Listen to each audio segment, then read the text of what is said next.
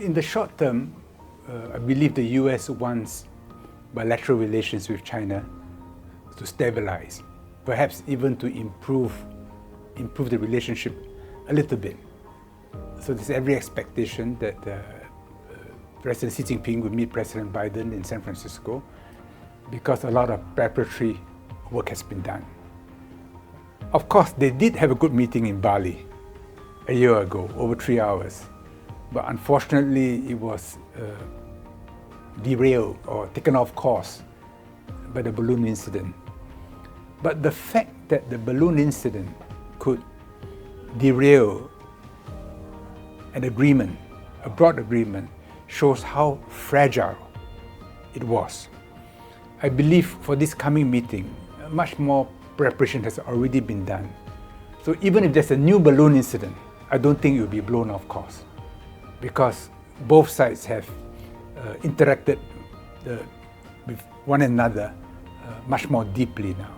The point is, the US doesn't want in the short term for bilateral relations to get worse. I think this is partly because the war in Ukraine is not making much progress from the US side, and there is concern about the economy, that if there is a serious downturn, the US needs to cooperate with China. And without channels being open, if a crisis comes, there may be no time to reach a mutual understanding on what to do in concert to address economic challenges. But long-term relations will remain tense and difficult.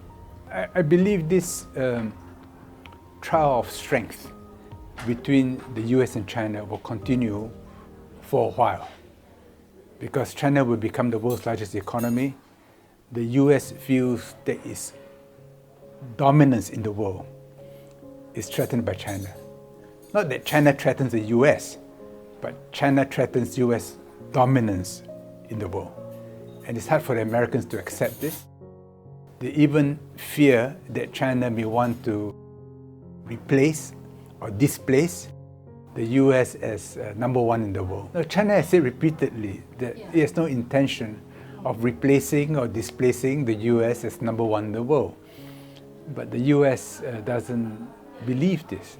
It thinks that China, once it becomes economically strong and powerful, will want to do what the Western powers would do when they became strong and powerful. But in this, I believe they don't understand Chinese history and Chinese civilization enough.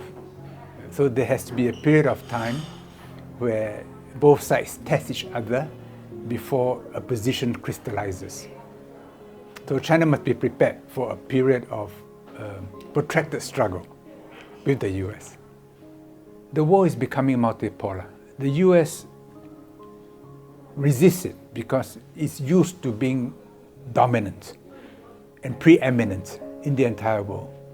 And many of the institutions that now enable us to communicate, travel, trade freely were shaped by the US after the Second World War. And the US is finding that some of these institutions are no longer acting in their national interests, as a result of which the US is beginning to weaponize some of these institutions and to weaponize some of the rules which are long established.